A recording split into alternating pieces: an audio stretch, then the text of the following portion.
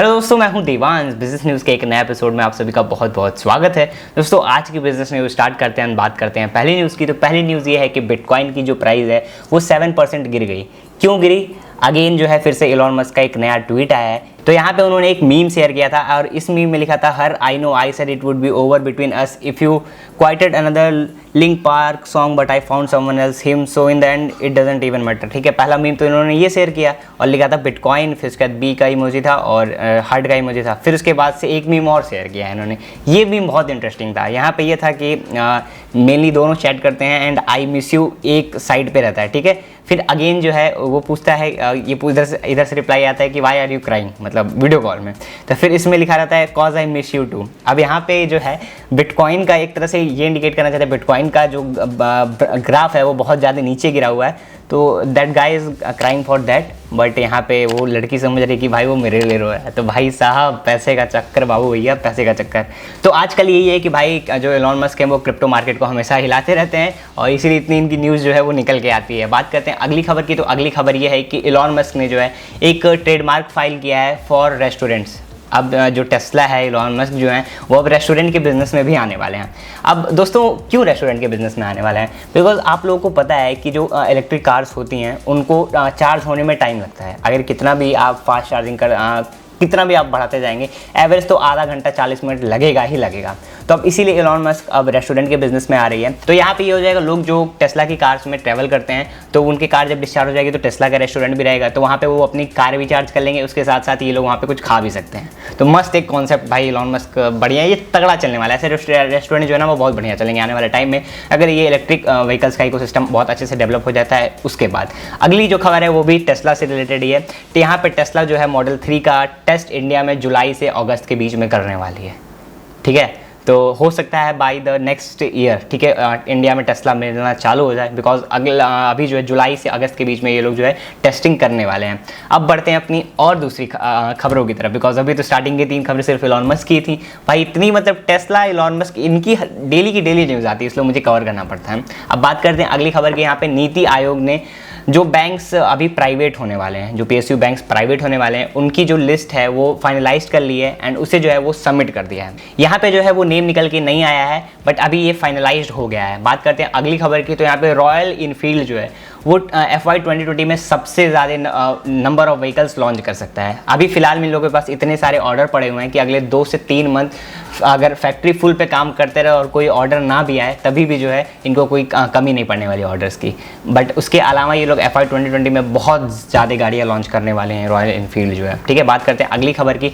तो यहाँ पे PNB हाउसिंग फाइनेंस का जो शेयर है, ठीक है, वो 70% तक जंप कर गया 5 डेज़ में। डेली का डेली ये जो है 10% 15% का अपर सर्किट लगा रहा था, तो इसीलिए 5 दिन में 70% तक जंप किया है। भाई साहब, ये बहुत तगड़ी न्यूज़ है। इसके पीछे का रीज़न ये है कि यहाँ पे जो 4000 करोड़ ये लोग रेस करने वाले हैं US से, तो यही मेन रीज़न है। इसी की वजह से इतना ज़्यादा जो है 5 दिन में 70% तक बढ़ गया। ठीक है, बात करते हैं अगली खबर की।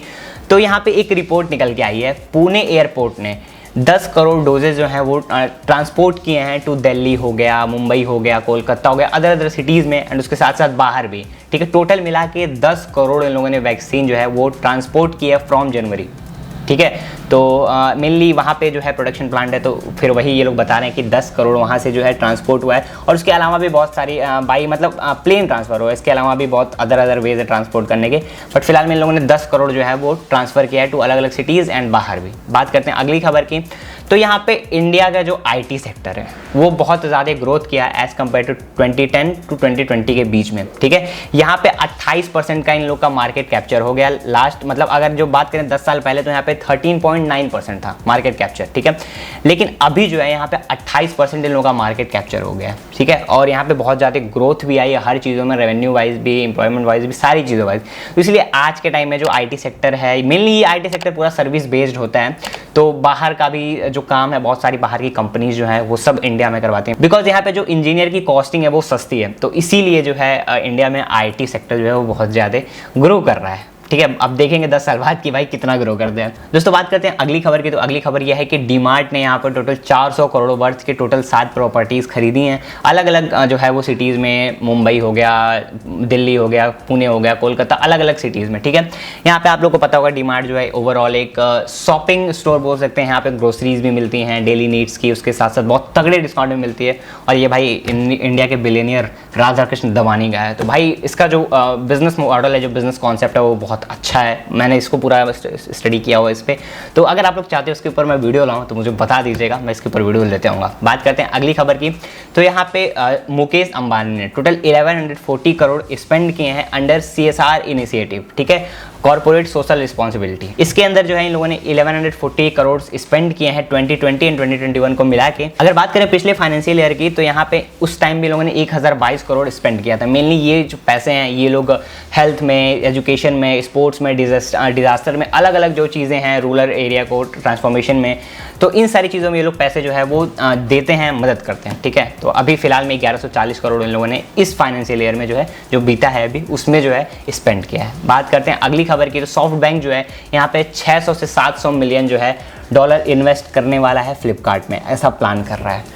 तो यार इंडिया में अमेज़ॉन, फ्लिपकार्ट जो है ये दो बहुत बड़े एक तरह से ऑनलाइन शॉपिंग ऐप हैं। और मेनली जो फ्लिपकार्ट है वो उसकी पेरेंट कंपनी वॉलमार्ट है, वहीं पे ये लोग इन्वेस्ट जो है वो करने वाले हैं 600 से 700 मिलियन US डॉलर जो सॉफ्ट बैंक है वो। ठीक है, बात करते हैं अगली खबर की, तो यहाँ पे जो डोमेस्टिक पैसेंजर ट्रैफिक है इंडिया में, ठीक है, वो अभी कम हुआ है। मई में जो है सिर्फ 19 से 20 लाख लोग जो हैं वो ट्रैवल किए हैं थ्रू फ्लाइट्स। ठीक है, अगर बात करें उसके पहले कितना रहता था, तो उसके पहले जो है बात करें अगर पिछले मंथ की, ठीक है, तो अप्रैल में जो है वो 57.3 लाख था।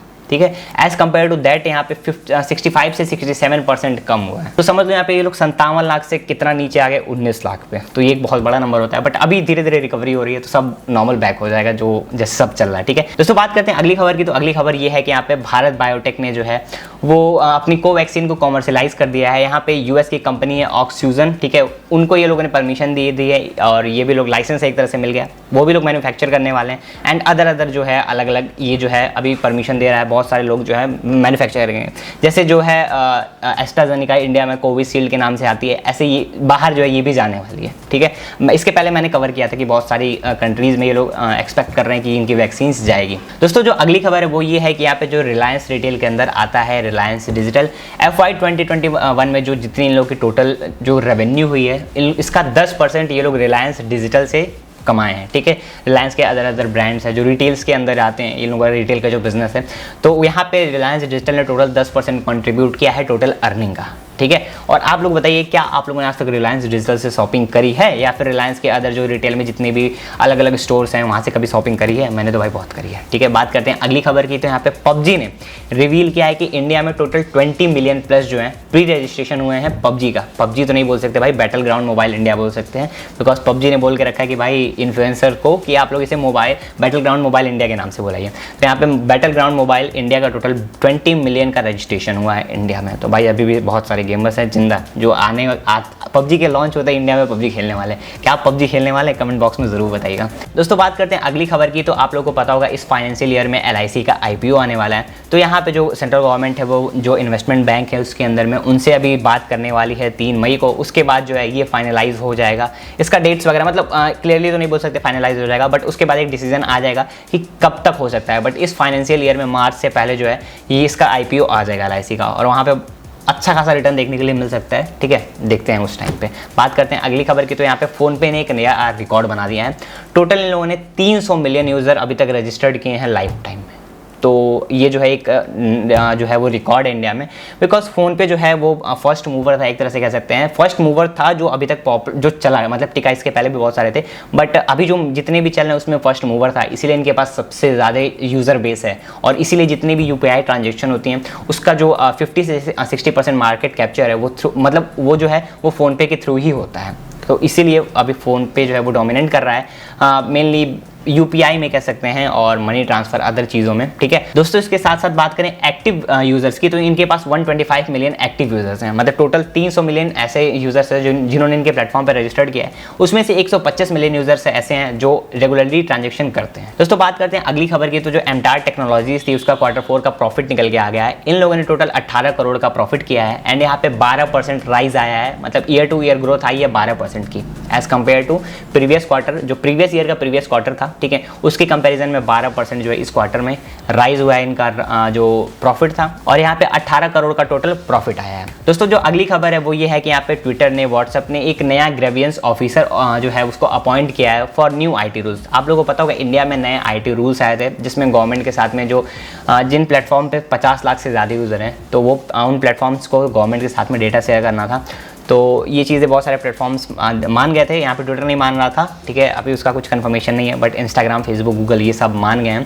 तो फिर उन लोगों ने जो है वो ग्रेवियंस ऑफिसर जो है अपॉइंट किया जो बहुत सारी चीज़ों को यहाँ पे मैनेज करने वाला है। बात करते हैं अगली खबर की, तो व्हाट्सएप जो है बहुत जल्द डिसअपेयरिंग मोड जो है यहाँ पे ला सकता है। दोस्तों जो आज की हमारी सेकंड लास्ट न्यूज़ है वो ये है कि यहाँ पे जो बाइडन ने बैन लगाया है जो चाइना की डिफेंस है उसमें US वालों को इन्वेस्ट करने से। बहुत सारी कंपनीज़ है जहाँ पे जो बाइडन ने बैन लगा दिया है। टोटल 59 कंपनीज़ हैं जिनकी लिस्ट आ चुकी है, तो उसमें जो है US की जो कंपनीज़ है वो नहीं इन्वेस्ट कर सकती हैं, ठीक है। और दोस्तों इसी के साथ बात करते हैं आज की हमारी फाइनल न्यूज़ की। तो फाइनल न्यूज़ ये है कि इंडिया जो सी फूड एक्सपोर्ट करता है उसमें 11% का डिक्लाइन आया है FY21 के अंदर, ठीक है, FY 2020 एंड 2021 के अंदर। तो 11% कम एक्सपोर्ट हुआ है जो कि लॉस हमारा हुआ है, बिकॉज हर जगह लॉकडाउन का सिनेरियो था, इसीलिए ऐसा हुआ है। और होप करते हैं कि अब जो है धीरे धीरे ये सही हो जाएगा अगर जब अगले ईयर जो डेटा आएगा उस टाइम पे।